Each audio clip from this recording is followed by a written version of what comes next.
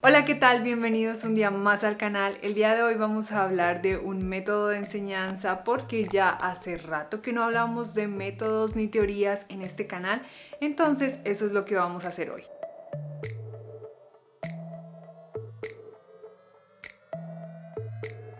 El método de gramática y traducción, también conocido como método tradicional, viene desde hace muchos años. De hecho, si recuerdan, cuando hablamos de la historia de la educación, este método surgió hace muchísimo tiempo y se usaba para enseñar el latín y el griego. Las escuelas de gramática, que también hacían parte de la iglesia, ahí específicamente se enseñaba gramática de latín, lógica y retórica.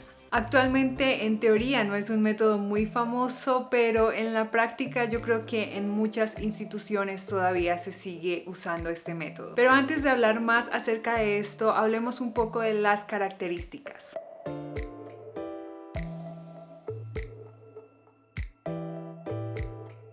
Con solo mirar el nombre ya sabemos que se va a enfocar en la gramática y la traducción, pero lo hace de una manera muy específica. Los profesores que enseñan usando este método enseñan, por supuesto, reglas gramaticales y lo hacen de una manera que puede ser explícita, es decir, diciéndote específicamente cómo se debe usar esa regla gramatical, o también puede ser de una manera implícita. Por ejemplo, te dan una serie de oraciones o un texto y de ahí tú debes deducir cómo se utiliza esa regla gramatical. Ahora, esto es algo que también puede que se haga en otros métodos, no necesariamente es una característica específica del método de traducción y gramática. Sin embargo, lo que sí caracteriza a este método es que la razón por la que se enseñan esas reglas gramaticales es para que después, cuando te den un texto, tú puedas traducirlo. Y bueno, no tiene que ser necesariamente un texto, puede ser simplemente unas oraciones, pero técnicamente la manera como este método se creó fue traduciendo textos literarios. Entonces, otra característica importante de este método es, por supuesto, la traducción, pero también el uso de diferentes textos. Con esto también podemos ver que otra característica de este método es que se enfoca en la lectura y escritura, aunque por supuesto no es con un objetivo comunicativo, sino simplemente de traducción. Con este método se utiliza la lengua nativa para dar las clases y el profesor es el centro de atención, es decir, todas las actividades están dirigidas por el profesor y la interacción sucede entre el estudiante y el profesor. Una interacción que, por supuesto, como ya lo hemos dicho, se enfoca en la traducción y en las reglas gramaticales, por lo cual no hay oportunidad para que los estudiantes se comuniquen entre ellos usando la lengua que se está aprendiendo para desarrollar su competencia comunicativa.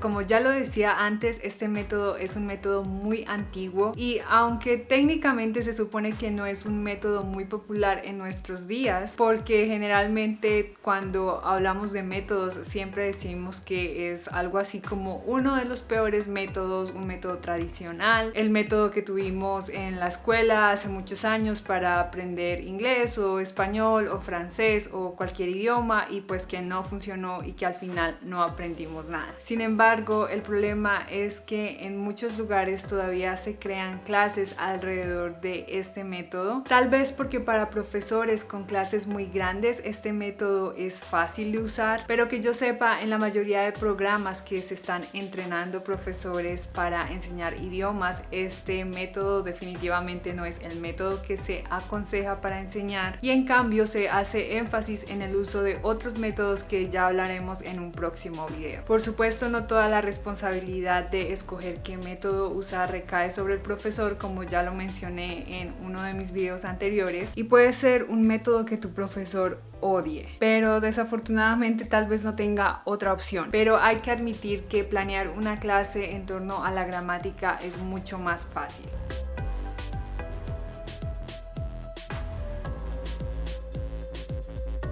Ahora, yo también tenía mucha curiosidad de saber si se ha hecho investigación recientemente con respecto a este método, porque como lo dije, no es el método que generalmente los profesores de idiomas queremos usar, así que no esperaba encontrar mucha investigación reciente. Efectivamente fue así, realmente ya este método casi nadie lo estudia o lo utiliza, sin embargo hubo algunas excepciones. En países como China y Arabia Saudita todavía se hace investigación con respecto a este método, pero de hecho la manera como lo encontré es que es una mezcla entre lo que se conoce como el método comunicativo y el método tradicional. Estos artículos que leí coincidían en que este método ayuda a los estudiantes a desarrollar su vocabulario y también a entender algunas estructuras gramaticales, lo cual no es sorprendente porque si se enfoca en traducir y reglas gramaticales, pues obviamente va a haber mucho vocabulario que tienes que aprender, y aunque puede que no aprendas a usar esas estructuras gramaticales, puede que sí sepas identificarlas y saber cómo se forman.